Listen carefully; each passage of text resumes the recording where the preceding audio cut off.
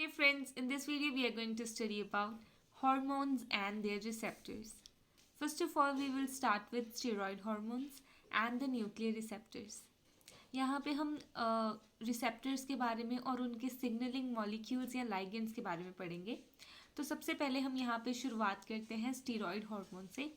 वैसे हमारे पास बहुत डिफरेंट तरह के लाइगेंड्स होते हैं जिसमें हम गैसेस को, हार्मोन्स को, प्रोटीन्स को, पेप्टाइड्स को, ग्रोथ फैक्टर्स को, न्यूरोट्रांसमीटर्स को, आइकोसेनॉइड्स को ऐड कर सकते हैं. यहाँ पे सबसे पहले स्टीरॉयड हार्मोन की बात करते हैं. जो स्टीरॉयड हार्मोन्स होते हैं दे आर दी लाइगेंड्स और ये शो करते हैं एंडोक्राइन सिग्नलिंग, जैसे कि हमने पिछली वीडियो में देखा. तो ऑल द सिग्नलिंग मॉलिक्यूल्स या जिसको हम लाइगेंड्स बोलते हैं they act by binding to receptors express by their target cells. तो जितने भी लाइगेंड्स होते हैं वो अपने आप को उनके जो टारगेट सेल हैं वो तभी एक्सप्रेस कर पाते हैं अगर वो उनके रिसेप्टर के साथ जाके बाइंड करते हैं. क्योंकि हम स्टीरॉयड हार्मोन्स की बात कर रहे हैं तो जो स्टीरॉयड हार्मोन्स होते हैं ये जो होते हैं हाइड्रोफोबिक नेचर के होते हैं. क्योंकि हमने यहाँ पे स्टीरॉयड नाम लिया है तो बायोमोलिक्यूल जो स्ट्रक्चर है biochemically steroids are hydrophobic in nature. तो हाइड्रोफोबिक होने के कारण जो है ये जो है प्लाज्मा मेम्ब्रेन से बहुत ही ईजिली डिफ्यूज कर सकते हैं. Here these receptors respond to hydrophobic signaling molecules which are the steroid hormones that are able to diffuse across the plasma membrane. PM यहाँ पे प्लाज्मा मेम्ब्रेन बता रहा है. तो जितने भी स्टीरॉयड हार्मोन्स हैं ये जो रिसेप्टर्स होते हैं स्टीरॉयड हार्मोन्स के ये न्यूक्लियर रिसेप्टर्स होते हैं. अब न्यूक्लियर रिसेप्टर्स क्यों होते हैं? देखो प्लाज्मा मेम्ब्रेन पे स्टीरॉयड हार्मोन्स की बाइंडिंग की ज़रूरत ही नहीं है क्योंकि स्टीरॉयड हार्मोन इजीली डिफ्यूज़ कर जाएंगे प्लाज्मा मेम्ब्रेन से ड्यू टू हाइड्रोफोबिक नेचर. तो स्टीरॉयड हार्मोन्स या जो लाइगेंड हैं ये आराम से प्लाज्मा मेम्ब्रेन डिफ्यूज़ कर जाते हैं और डायरेक्टली जो है न्यूक्लियस में एंटर कर जाते हैं. तो रिसेप्टर ज़रूरी नहीं है कि प्लाज्मा मेम्ब्रेन पे प्रेजेंट हो. In the previous video, I have already told you that the receptors may be present on the plasma membrane, in the cytoplasm or in the nucleus. तो कहीं भी present हो सकते हैं.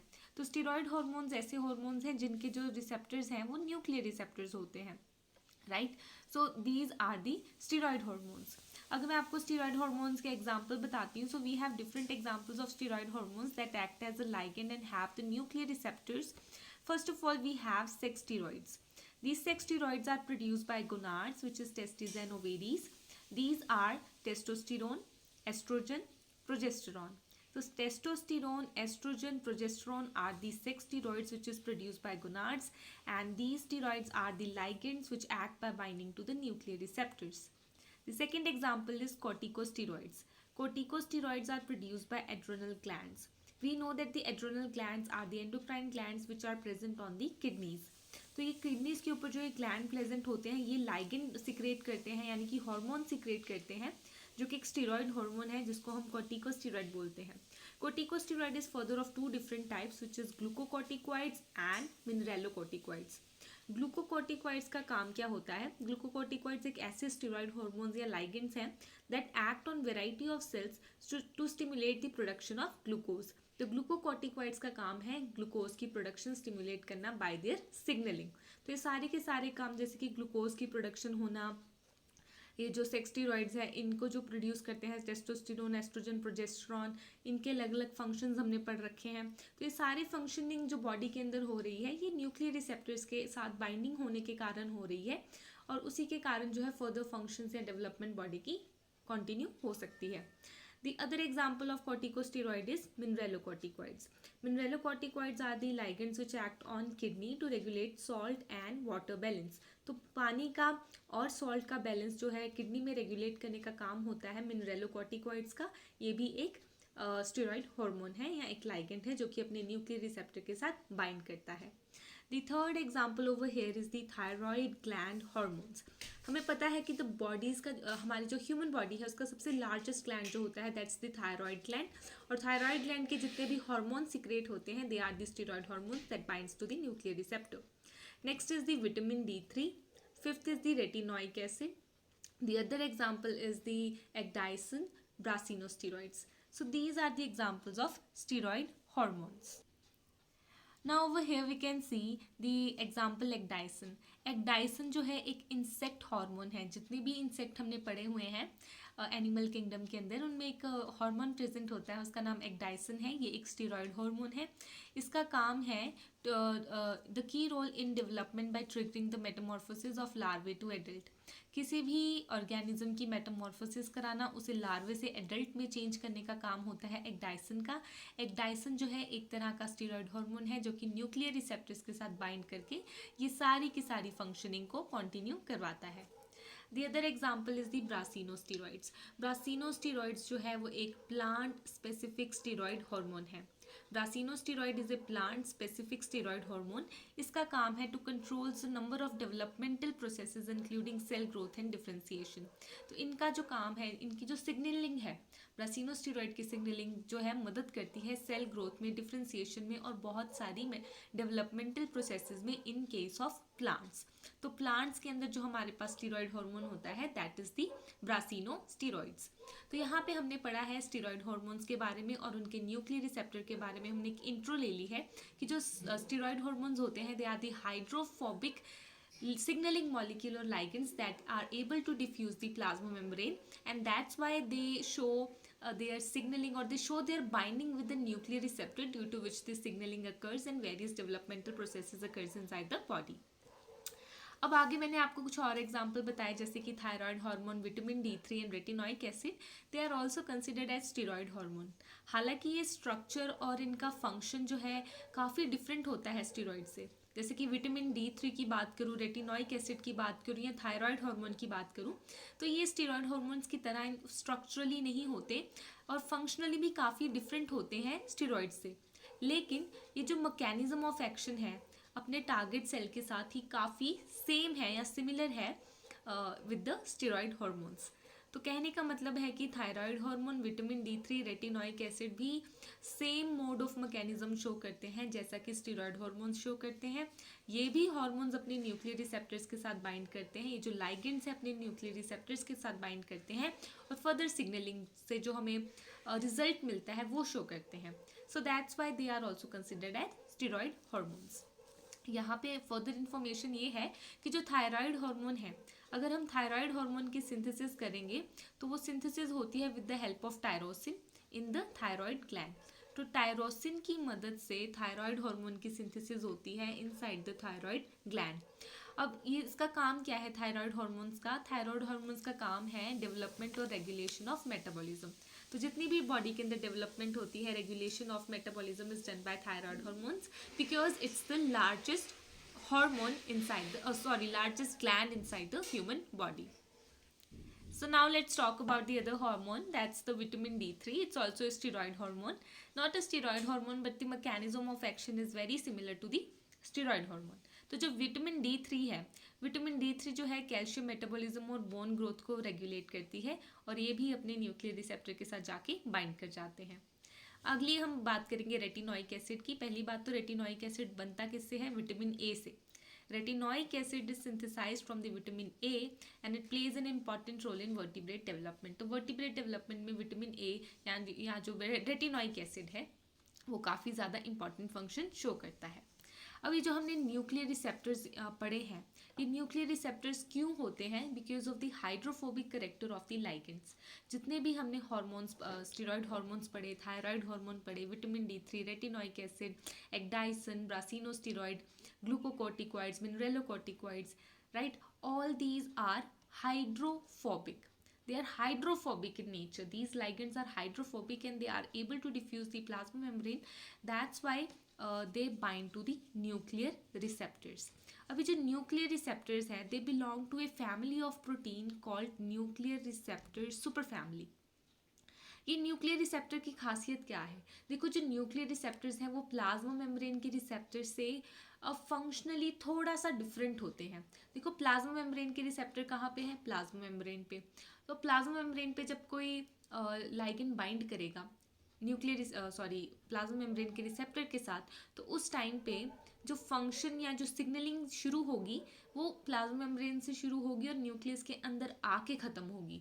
लेकिन यहाँ पे तो डायरेक्ट न्यूक्लियस के अंदर ही रिसेप्टर है, तो यहाँ पे रिसेप्टर को इतनी ज़्यादा मेहनत नहीं करनी पड़ रही है या सिग्नलिंग ज़्यादा शो नहीं करनी पड़ रही as compare to the plasma membrane receptors. अभी जो न्यूक्लियर रिसेप्टर्स हैं they are the transcription factors. यहाँ पे एक बहुत इंपॉर्टेंट चीज़ है कि जो न्यूक्लियर रिसेप्टर सुपर फैमिली है they are transcription factors. Transcription factors क्या होते हैं? ट्रांसक्रिप्शन फैक्टर्स एक ऐसे मॉलिक्यूल्स होते हैं या प्रोटीनेशियस चीज़ें होती हैं, हम किसी भी बायोमोलिक्यूल को कंसिडर कर लेते हैं जो कि डीएनए के साथ बाइंड करता है और उसको ऑर्डर करता है कि चलो अब हम ट्रांसक्रिप्शन शुरू करते हैं। ट्रांसक्रिप्शन का मतलब है डीएनए से आरएनए एंड देन आरएनए से प्रोटीन या जो भी हमने जीन जिसको भी हमने एक्टिवेट किया है जिस जीन को, उसकी सिंथेसिस करवाना। तो प्रोडक्ट की सिंथेसिस को शुरुआत करने का काम करता है ट्रांसक्रिप्शन फैक्टर। तो न्यूक्लियर रिसेप्टर्स यहाँ पे क्या काम करते हैं? ट्रांसक्रिप्शन फैक्टर्स की तरह एक्ट करते हैं। और दूसरा ये देखो, they contain a related domains for ligand binding. एक तो लाइगेंड के साथ बाइंड करेंगे, फिर डीएनए के साथ बाइंड करेंगे और ट्रांसक्रिप्शन को एक्टिवेट करेंगे। तो तीन काम ये बहुत इंपॉर्टेंट कर रहे हैं न्यूक्लियर रिसेप्टर। सबसे पहले तो एक लाइगेंड के साथ बाइंड करेंगे, वही न्यूक्लियर रिसेप्टर डीएनए के साथ भी बाइंड कर रहे हैं और फिर ट्रांसक्रिप्शन एक्टिवेशन कर रहे हैं, यानी कि ट्रांसक्रिप्शन को ऑन कर रहे हैं या ट्रांसक्रिप्शन को ऑफ कर रहे हैं। मतलब ऑन एंड ऑफ का काम है, रेगुलेशन का काम है by the nuclear receptors. So that's why nuclear receptors are considered as the transcription factors or transcription activators or transcription regulators. किसी भी चीज़ को हम कह सकते हैं। So यहाँ पे जो न्यूक्लियर रिसेप्टर्स है, यहाँ पे एक इनकी बड़ी इंपॉर्टेंट क्या कहते हैं, एक हमारे पास करेक्टरिस्टिक आ जाती है कि जो न्यूक्लियर रिसेप्टर्स हैं they are the transcription factors, they have ligand binding domain, DNA binding domain and they are the transcriptional activation. यहाँ पे जो लाइगेंड बाइंडिंग है वहाँ पे मैंने लिखा है they regulate their function as activator और repressor of their target genes. Ligand binding जो है ये न्यूक्लियर रिसेप्टर्स जो है एक तरह के रेगुलेटर हैं। चाहे तो ये न्यूक्लियर रिसेप्टर एक्टिवेटर की तरह काम कर लें, चाहे रिप्रेसर की तरह काम कर लें अपने टारगेट जीन्स के लिए। तो इन टारगेट जीन्स को एक्टिवेट भी कर सकते हैं, रिप्रेस भी कर सकते हैं, डिपेंड करता है न्यूक्लियर रिसेप्टर की नेचर पे या उसके साथ जो लाइगेंड बाइंड कर रहा है उस पे या उसकी ट्रांसक्रिप्शन पे या डीएनए बाइंडिंग डोमेन पे जो कि डीएनए के साथ बाइंड कर रहा है। So this is the characteristic of nuclear receptor, and also I have told you about the hormones or the steroid hormones that binds to the nuclear receptor. अब हम चल के देखते हैं कि एग्जाम्पल्स क्या क्या हम देख सकते हैं स्टीरॉयड हॉर्मोन्स की सिग्नलिंग के अंदर। So right now over here we can see that steroid hormones and related molecules they directly regulate gene expression. ये बहुत इंपॉर्टेंट लाइन है कि जो स्टीरॉयड हॉर्मोन्स हैं और उनसे रिलेट और उनके जैसे रिलेटेड जो मॉलिक्यूल्स हैं वो सीधे डायरेक्टली कंट्रोल करते हैं या डायरेक्टली रेगुलेट करते हैं जीन एक्सप्रेशन को। क्योंकि जो न्यूक्लियर रिसेप्टर्स हैं जो कि स्टेरॉयड हार्मोन्स या उनसे रिलेटेड मॉलिक्यूल्स के साथ बाइंड करते हैं, ये न्यूक्लियर रिसेप्टर ट्रांसक्रिप्शन फैक्टर की तरह एक्ट करते हैं। लाइगेंड बाइंडिंग डोमेन इनके पास है, डीएनए बाइंडिंग डोमेन भी इनके पास है। So all of the functions are actually controlled by nuclear receptors and their hormones. So that's why they directly regulate gene expression. यहाँ पे एग्जाम्पल हम एस्ट्रोजन का लेंगे और नेक्स्ट हम एग्जाम्पल थायराइड का लेंगे। इन दोनों की सिग्नलिंग से हम देखेंगे कि किस तरह न्यूक्लियस में न्यूक्लियर रिसेप्टर डायरेक्टली सभी चीज़ों को कंट्रोल कर सकता है। तो ये हमने एस्ट्रोजन ले लिया विच is a steroid hormone. Basically ये सेक्स स्टीरॉयड जो कि ओवेरीज प्रोड्यूस करती हैं। तो मान लेते हैं ओवेरी ने एक एस्ट्रोजन प्रोड्यूस किया है। अब ये जो एस्ट्रोजन है ये प्लाज्मा मेम्ब्रेन है एक सेल की, तो इस प्लाज्मा मेम्ब्रेन को ये डायरेक्टली ही क्रॉस कर लेगा because of the hydrophobic nature of the hormone. So directly crosses the plasma membrane and reaches the nucleus. ये न्यूक्लियर की मेम्ब्रेन है, so this is the nuclear membrane and this estrogen directly reaches the nucleus. अच्छा, nucleus के अंदर आके oestrogen ने ये देखा है कि यहाँ पे एक उसका रिसेप्टर पड़ा हुआ है। I have already told you in the previous video that the receptor and the ligand they are specific for each other. एक स्पेसिफिक रिसेप्टर अपने स्पेसिफिक लाइगेंड को पहचान लेता है और स्पेसिफिसिटी होती है। तो यहाँ पे लाइगेंड और रिसेप्टर एक दूसरे को पहचान लेंगे, बट यहाँ पे ये होगा कि जो रिसेप्टर है nuclear receptor, it is bounded to a protein which is HSP90। Heat shock protein 90 के साथ ऑलरेडी ये बाइंडेड है और इनएक्टिव फॉर्म में प्रेजेंट है। और जैसे ही इसने एस्ट्रोजन को देखा, उसी के बाद इसके अंदर आगे कुछ conformational changes. So basically this steroid hormone और this oestrogen which is a ligand, it induces conformational changes in the receptor. इस लाइगेंड ने या इस एस्ट्रोजन ने कुछ कॉन्फॉर्मेशनल चेंजेस ला दिए रिसेप्टर के अंदर, जिसके कारण HSP90 प्रोटीन जो है वो इससे डिसोसिएट हो गया, इससे हट गया और इस रिसेप्टर की हो गई डाइमराइजेशन। इस रिसेप्टर ने खुद को बना लिया डाइमर, तो ये डाइमर की फॉर्म में प्रेजेंट हो गया। अब इस डाइमर के साथ जो है एस्ट्रोजन मॉलिक्यूल या जो लाइगेंड है वो बाइंड कर जाएगा। तो रिसेप्टर और लाइगेंड की बाइंडिंग हो जाएगी आफ्टर दी डाइमराइजेशन। और उसके बाद हम देखते हैं कि ये जो लाइगेंड बाइंडिंग डोमेन है, this is the ligand binding domain. Ligand binding domain के साथ एक्ट करेगा उसके ऊपर को एक्टिवेटर, जो मदद करता है एक्टिवेशन में, फर्दर हेल्प करता है, दैट्स अ को एक्टिवेटर। तो को एक्टिवेटर यहाँ पे अटैच हो जाता है हैट। हैट का फुल फॉर्म है हिस्टोन एसिटाइल ट्रांसफरेज। अब ये हो गया हमारे पास लाइगेंड बाइंडिंग डोमेन। अब लाइगेंड बाइंडिंग डोमेन के बाद जो रिसेप्टर डाइमर है, ये न्यूक्लियर रिसेप्टर डाइमर बाइंड कर रहा है डीएनए के साथ। So this is a DNA binding domain. तो मैंने आपको अभी बताया कि nuclear receptor has a ligand binding domain, DNA binding domain, and it is acting as a transcription activator. तो एक ट्रांसक्रिप्शन एक्टिवेटर की तरह एक्ट कर रहा है। तो यहाँ पे हम देखते हैं कि ट्रांसक्रिप्शन ऑन हो गई, यानी कि ट्रांसक्रिप्शन होना शुरू हो गई। तो इस तरह से we see how estrogen molecule or estrogen, which is a steroid hormone acting as a ligand, can induce changes in the receptor and leads to the receptor dimerization, and after that we can see that the transcription is on. तो transcription on हो गई, transcription activated हो गई। अब oestrogen को जो भी काम कराना है, जैसे कि फीमेल रिप्रोडक्टिव सिस्टम की डेवलपमेंट है और सेकेंडरी सेक्सुअल करेक्टर्स की डेवलपमेंट है, वो सारे के सारे काम ये आराम से करवा लेगा। तो इस तरह से जो है न्यूक्लियर रिसेप्टर्स अपना काम करते हैं। तो यहाँ पे जो भी मैंने आपको फिगर दिखाई है, that's the estrogen which is a signaling molecule that diffuses across plasma membrane and binds to its receptor in the nucleus. In the absence of hormone, receptor is bound to HSP90 that we have seen in the diagram, and after that we can see that estrogen binding displaces the receptor from HSP90 and allows the formation of receptor dimer. तो जैसे ही oestrogen enter करता है HSP90 तो हट जाता है और receptor की डाइमराइजेशन हो जाती है, which binds DNA associate with coactivators with histone acetyl transferase HAT activity and stimulates the transcription of their target genes. तो अपने टारगेट जीन्स की ट्रांसक्रिप्शन ऑन हो जाती है। तो इस तरह से जो न्यूक्लियर रिसेप्टर्स हैं वो काम करते हैं। तो ये हमने काम देख लिया एस्ट्रोजन का कि किस तरह से एस्ट्रोजन ने अपना फंक्शन दिखाया है। This is one steroid hormone. Let's take the another example of thyroid hormone. तो अब हम यहाँ पे एग्जांपल ले रहे हैं थायराइड हार्मोन का।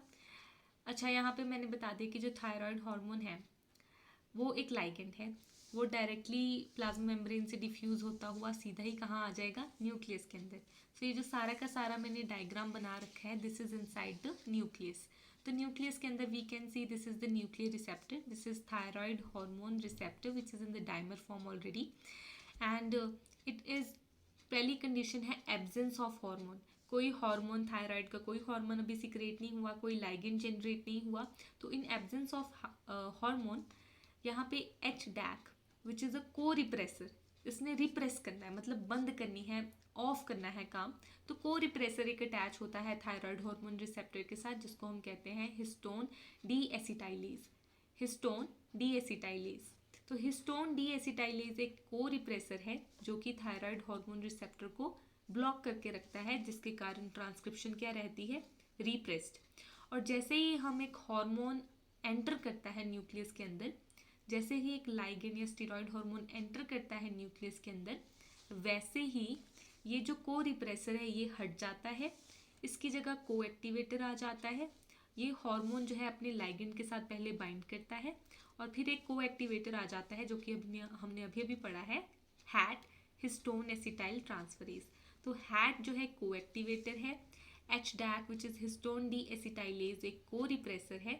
ये रिप्रेस कर रहा है, ये एक्टिवेट कर रहा है, ये दोनों सिर्फ को मतलब ये मदद कर रहे हैं, एक रिप्रेस करने में और दूसरा एक्टिवेट करने में।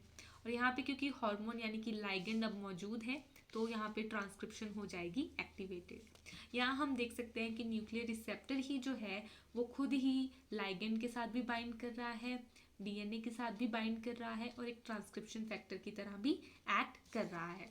सो this is the diagram of gene regulation by thyroid hormone receptor.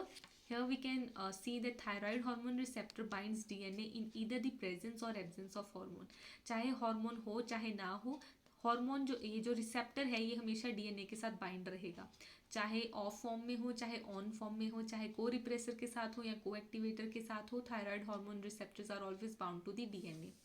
यहाँ पे क्या होता है कि एब्सेंस ऑफ हार्मोन में the receptor associates with the corepressor which is HDAC, while in the presence of hormone the receptor associates with the co-activator that's HAT. तो यहाँ पे हमने two different modes of action देखे। यहाँ पे thyroid hormone के case में हमने देखा कि न्यूक्लियर रिसेप्टर हमेशा DNA के साथ बाइंड करता है, और अभी हमने पिछला एस्ट्रोजन के केस में देखा कि न्यूक्लियर रिसेप्टर्स जो है वो हमेशा DNA के साथ बाइंड नहीं करते, तभी करते हैं जब एस्ट्रोजन आता है। So these are the two different modes of signaling by the nuclear receptors. And मुझे लगता है वीडियो को यहीं पे एंड कर देना चाहिए with the steroid hormones and the nuclear receptor. हालांकि हम टॉपिक हार्मोन्स और उनके रिसेप्टर्स पढ़ रहे हैं, पर यहाँ पे हमने उसका सब टॉपिक स्टेरॉइड हार्मोन्स और न्यूक्लियर रिसेप्टर पढ़ा है। तो in the next video we will study the gases, ligands जो कि गैस की तरह एक्ट करते हैं जैसे कि nitric oxide, carbon monoxide. Then we will study neurotransmitters, peptide hormones, growth factors and other ligands and their receptors. So I hope that you like this video, and if you did then please don't forget to like, subscribe, share, comment.